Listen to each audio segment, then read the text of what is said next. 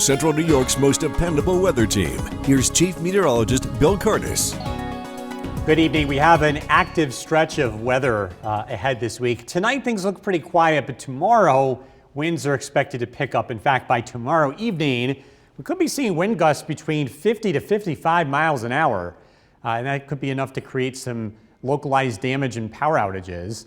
The winds become less throughout the week, but we have another chance of seeing some wind. I don't think quite as strong as we head into the weekend. Our sky watchers are checking in with temperatures in the low 30s, New Hartford 33, Norway 27, Mohawk with 31, Westford 30 degrees, and Worcester 33. Tonight, if you're venturing out, the weather does look quiet, pretty quiet. Just keep in mind, we were above freezing today in a lot of areas, and we'll fall below freezing tonight, so there could be some slippery spots on untreated surfaces.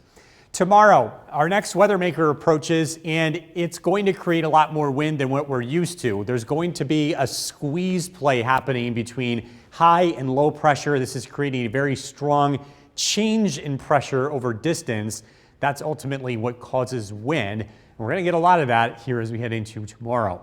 Storm Tracker 2 Skycast, cloudy skies tonight. Overnight lows drop down into the low to mid 20s. We're dry tomorrow for the morning commute. Things look pretty quiet. The winds will be picking up throughout the day. Precipitation initially starts out as snow, and it's that wet snow that sticks to everything, and it could cause some slippery conditions for the evening commute. And then it turns over to rain. I don't expect much in between this time around. I think the changeover is pretty abrupt. But again, it could be enough to create a messy evening commute, and then temperatures climb above freezing with steady rain tomorrow night. Rain turns back over to snow as we head into Wednesday. And before this changeover happens, we're expecting a general trace to 2 inches of accumulation in and south of the Mohawk Valley, 2 to 4 inches of snow possible north of the Mohawk Valley. Some pockets in the higher elevations could pick up more than 4 inches of snow before that changeover happens. And here's the thing.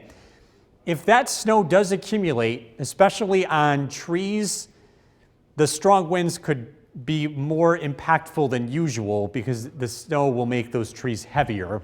And we don't think there's going to be much time between when that snow falls and when the wind arrives.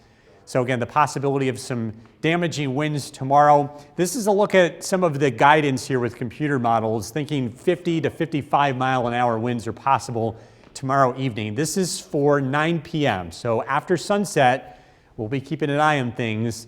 The winds will be dropping back as we head into tomorrow night. Tonight, mostly cloudy, a low of 20.